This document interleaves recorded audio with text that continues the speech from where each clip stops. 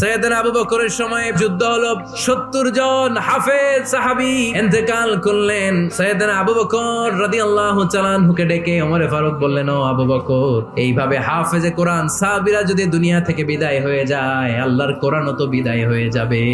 আমরা এই যে কোরআন পড়ি 30 পারা, এমদাদিয়া লাইব্রেরির 114টা সূরা, কত সুন্দর সন্নিবেশ করা হয়েছে, এখানে সাজানো হয়েছে। আল্লাহর হাবিব সাল্লাল্লাহু আলাইহি ওয়াসাল্লামের সময় কি এরকম কোরআন ছিল নাকি? খেজুর পাতার মধ্যে, গাছের বাকলের মধ্যে, ওটের বড় হাড্ডির মধ্যে আর পাথরের মধ্যে খোদাই করা কোরআন ছিল।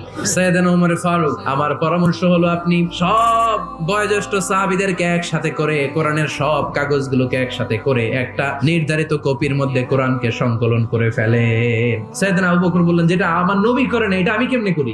কিন্তু ওমর ফারুক নাছোড়বান্দা বলে, না, এটা করলে কোনো খারাপ হবে না, ভালোই হবে। মুসলিম উম্মার জন্য এক জায়গায় কোরআন সন্নিবেশিত থাকবে, আপনি করেন। সাইয়েদনা আবু বকর রাজি হয় না, ওমর ফারুকও ছাড়ে না। ওমর ফারুক বলতে বলতে এমন